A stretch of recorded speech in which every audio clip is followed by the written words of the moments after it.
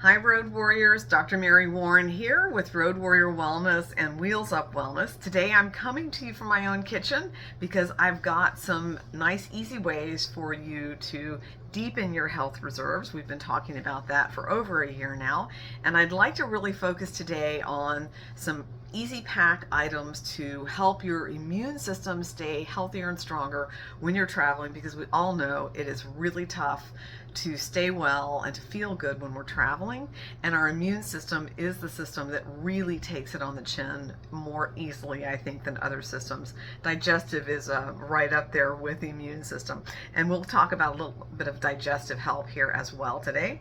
So first of all, one of the things I want to talk with you about and show you is coconut oil. And most of us will have known coconut oil. We see it, we've had it in our kitchens. This is my little travel container of coconut oil. It comes out of a big container like this. You can see that it's in a solid form when the temperature is cool enough. When it's warm enough, it will liquefy. So just make sure your container is liquid or airtight. This is awesome for cold sores. Monolaurin is a naturally existing ingredient or constituent of coconut oil, and it's very antiviral, so it's great for cold sores. It's also good to use in your mouth and your throat. If you've got a sore throat, internal mouth cold sores will respond well to that as well too. Another thing you can use for gargling is salt.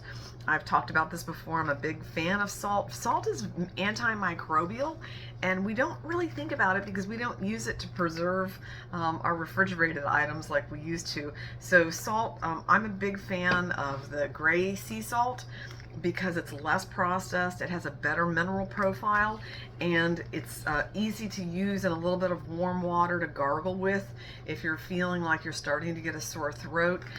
You can also use it for nasal rinsing.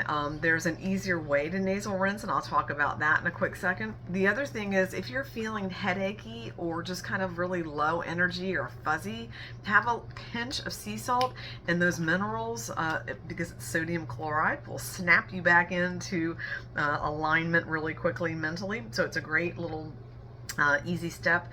Another thing that I like for nasal rinses, now this is a brand, it's Manuka honey, and I'm a big fan of this because it's really easy to use. You've probably seen me talk about this before. You give it a little shake, and then it goes up one nostril and then the other nostril. Give it a little wipe with your Kleenex or tissue before you put the cap back on it. But this travels well. It's only 1 ounce. Everything I'm showing you can be, in small bottles so that you can throw it in your computer bag or your tote bag. And on that note, I always travel with essential oils. These are also, I try not to do a lot of brand naming, but these are Oracacia. You can get these really easily, Sprouts, Whole Foods, Amazon, however, whatever. Lavender is absolute, textbook for calming, soothing. Peppermint is really good for invigorating and clearing. So those are nice ones to have on hand. And you can even get like little diffusers that you can take with you, little plug-in diffusers, and Oracacia make those as well. So speaking of oils, I'm a big fan of olive oil. Olive oil, usually comes in a nice big container like this. It travels well in a small container like that.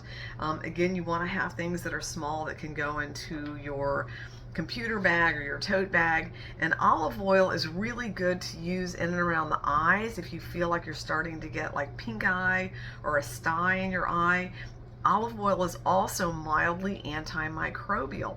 So over the years, I've suggested this for a lot of my patients' dogs, cats, and horses, because dogs and cats often are, putting their paws in and around their ears, playing around, and then they lick their paws, and olive oil is really easy on the system.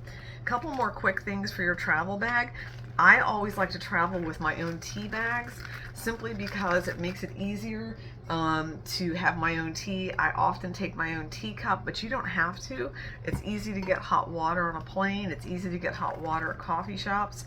No big deal, and a lot of times they won't even charge you. So that's a little extra bonus. I also travel with my own lozenges. because if I'm starting to get a sore throat and I'm sitting on the plane, I want to do something about it immediately.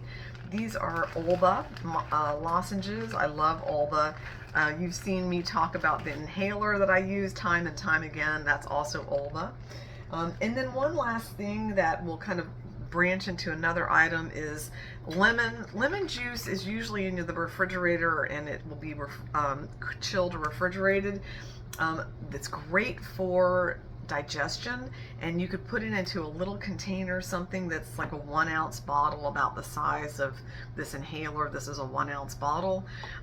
If you wanted to travel with a little lemon juice, it's easy to get though. When you're eating out, you can get fresh lemon, put it on your salad, put it into hot water. It's very good for digestion. I'm a huge fan of apple cider vinegar, have been suggesting it, recommending it in my practice for many years. I love it. I take it myself.